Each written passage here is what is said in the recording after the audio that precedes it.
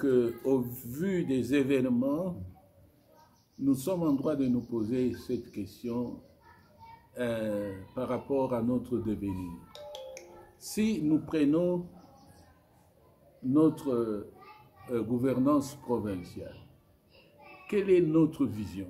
Quelle est la vision que nous avons dans le contexte de ce deuxième mandat? Il y a la vision du chef de l'État, de notre leadership national. Mais comment cette vision nationale s'articule avec la vision provinciale? Et quelle est cette vision provinciale?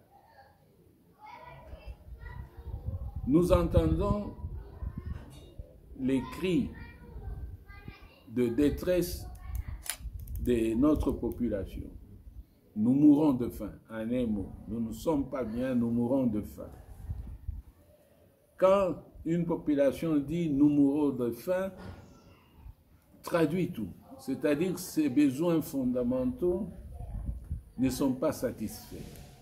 C'est ce qui ressort de ce deuxième mandat au niveau de notre province, de notre espace. Nous disons nos besoins fondamentaux, droit à une alimentation saine, de bonne qualité, droit à l'éducation de bonne qualité, droit au logement sain, droit à la sécurité et droit à l'accès aux services de base, l'eau, l'électricité.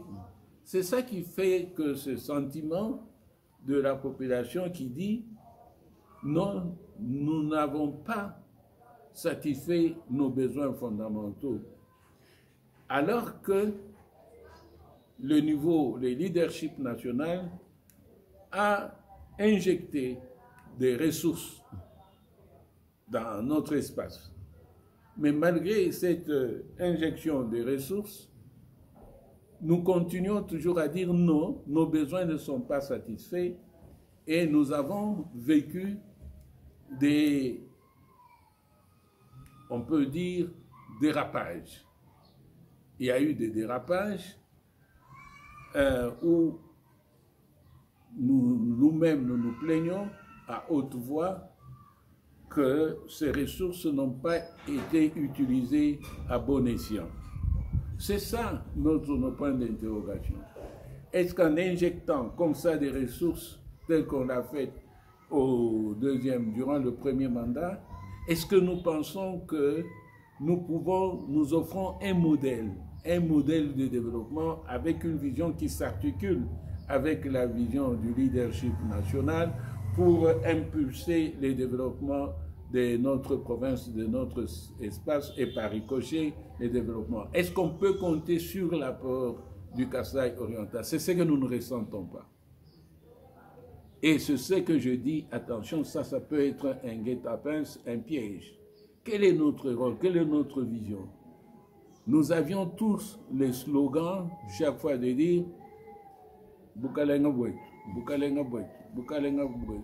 C'est la province du chef de l'État. C'est la province du chef de l'État. Mais qu'avons-nous fait?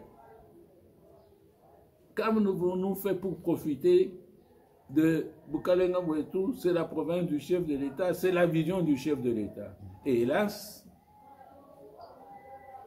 les cris de détresse de notre population continuent toujours à se faire entendre. Et on ne sent pas notre rôle. Ce sont les mêmes comportements, les mêmes habitudes qui se perpétuent. C'est pourquoi nous disons attention.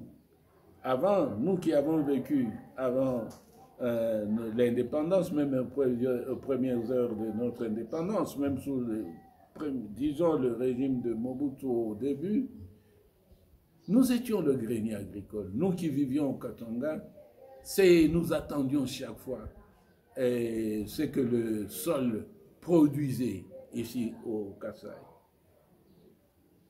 Nous avons le diamant. Vous avez vu comment le diamant était aussi la ressource parmi les ressources premières de notre économie nationale. Aujourd'hui, est-ce que l'année est ainsi? C'est pour cela que nous proposons à la réflexion de notre leadership provincial, notre gouvernance provinciale, quelle est notre vision? Comment articuler? On ne doit plus encore dire la vision du chef de l'État, la vision. Non, notre vision pour s'articuler avec celle du leadership national pour que nous soyons un modèle. Quel est le modèle kassaïen, est-kassaïen, de l'espace kassaïen? À ma connaissance, nous ne sentons pas, nous ne percevons pas ce modèle. C'est là où je dis, attention, ça c'est un guet-apens. Ça c'est un guet-apens. On croit que en criant du matin au soir, nous sommes une province du chef de l'État, il faut suivre la vision. Au fond, nous sommes en train nous-mêmes de une autosatisfaction qui n'a pas l'impact sur nos besoins fondamentaux, notre vie. Alors ça c'est la première des choses pour dire, mais comment nous en sortir pour être maintenant une fenêtre de l'espoir? C'est ça ma préoccupation. Et à la lecture de ce qui est en train de se passer maintenant, on voit le groupe d'investisseurs qui tombe, une soixantaine. On a vu des choses pour dire, ah, maintenant nous aurons la cimenterie de Katanda, que même certains fils d'ici récusent le nom de cimenterie de Katanda, prétextant que à cause des troubles ou de l'insécurité socio-culturelle, identitaire qui se vit dans ce coin-là, qui veulent enlever le nom de cimenterie de Katanda, d'autres proposent de cimenterie, je ne sais pas, du Kasaï, ce que j'ai entendu. Mais vous voyez, c'est-à-dire nous rentrons encore dans notre piège. Nous rentrons encore dans notre piège. Alors que la cimenterie, tout comme la minière de Bakwanga, on n'a pas dit minière du Kasaï oriental, on a dit minière de Bakwanga, parce que c'est une fierté pour cette communauté, ou bien pour les origines de Bakwanga, de donner et à la province, et à l'espace Grand Kasaï, et au pays, cette mine de diamants. C'est une fierté.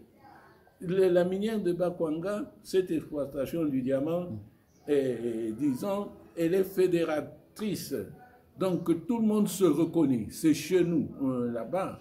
Mais cela ne veut pas dire que, puisque nous disons ces minières de Bakwanga, que ça appartient exclusivement. Non, nous nous identifions, on va dire, il y a une usine de traitement de diamants, d'exploitation du diamant en République démocratique du Congo, dans la province du Kasaï, mais le Kasaï oriental, exactement en Mbujimaï, dans le groupe ethnique de Bakwanga. C'est une fierté pour nous tous.